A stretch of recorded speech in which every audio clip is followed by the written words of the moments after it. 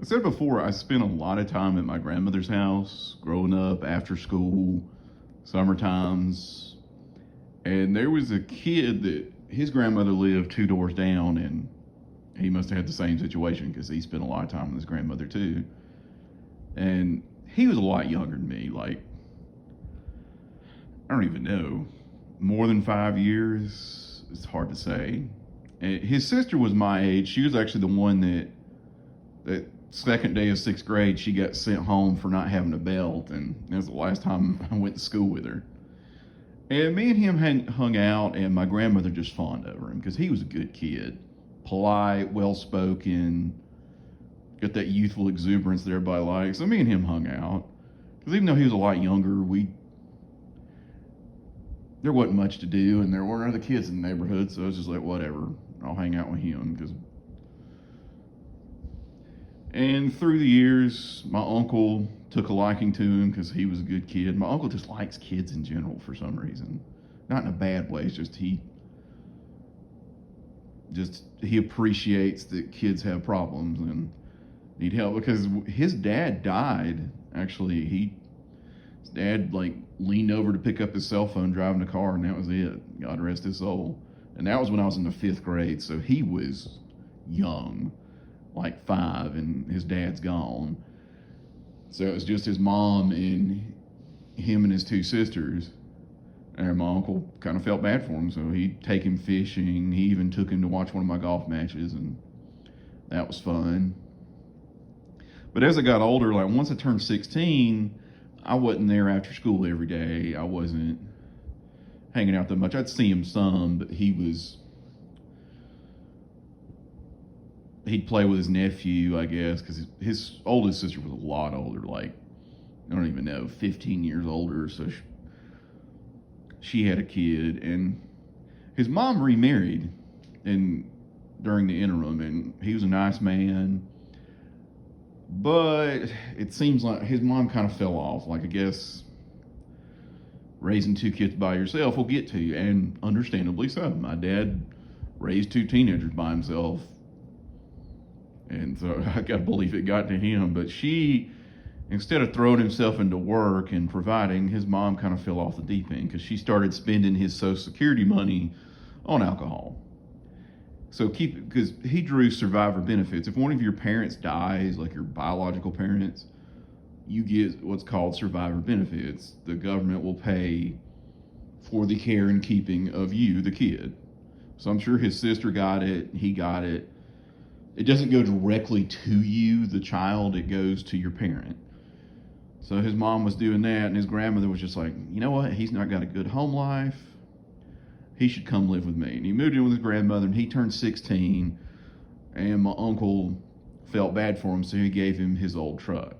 Just gave it to him, which it had 300,000 miles on it and had seen better days, but it worked because my uncle was a machinist and a mechanic, so all his cars are well kept up.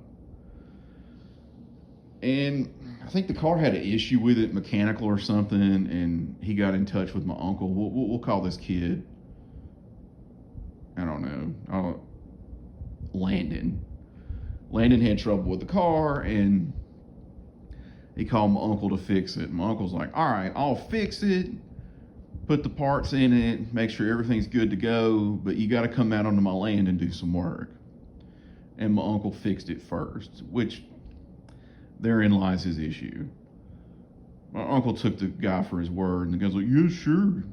Even though you've already fixed it and I've already got what I wanted, why wouldn't I come out and do what I said I was going to do? Because he's 16. I get it. It was a shitty way to do my uncle, but my uncle just has expectations for people, and it's just not reality. And that guy just didn't come do the work. And my uncle, I think, got frustrated, and they may have had words because he would walk by their house from time to time and just flip it off.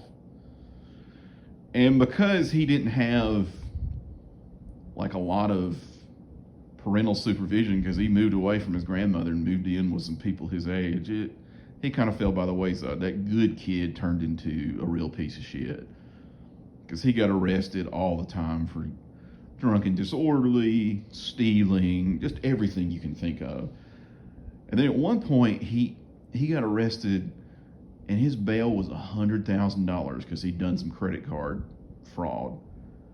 To get a bail of $100,000, he must have had some serious fraud, like financial crimes, embezzlement, fraud, because you will go to, like, if you go to jail for killing somebody, you will get $100,000 bail. And I think it was his grandmother he stole from, and she hated to turn him in, but she finally couldn't turn a blind eye. And then, to show his gratitude, he signed over power of attorney, or he got his grandmother to give him power of attorney, and he stole from her again. And he kept doing that. And we ran into his sister. She was a waitress at a restaurant we were at, and she said, "Yeah, me and my mom are trying to get it together. We're going to church." And we tried to get him to come to church, and he was just like, "What do you think, I need Jesus or something?" Kind of playing the victim. And he's like, "Well, he's my dad too," and blah, blah, blah. Y'all just think the worst of me. And I would have thought the worst of him too. He kind of was the worst. So many times as he went to jail, because family will be good to you for the longest time, but a lot of guys I've talked to that like spent time in jail, they have all told me the best thing my parents did for me was left me in jail. And maybe that'll be for him, because he is in jail all the time for fraud and stuff. And I hate that it happened to him, because he's such a good kid. It's just, he kind of fell by the wayside. But maybe if I'd been around more, I could have been a good influence. But like, when you grow up without, like, when one of your parents dies, you can go in a lot of different directions.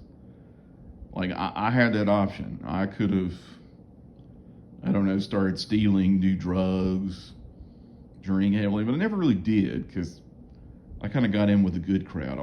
Most of my friends, even the bad ones, the worst thing they did was chase women. Some of them dipped and smoked, but nobody was like pulling any euphoria and doing fentanyl and stuff like that. So you always have a choice, and he chose wrong, and I'm kind of glad I chose right, because I could have ended up just like him, but I didn't.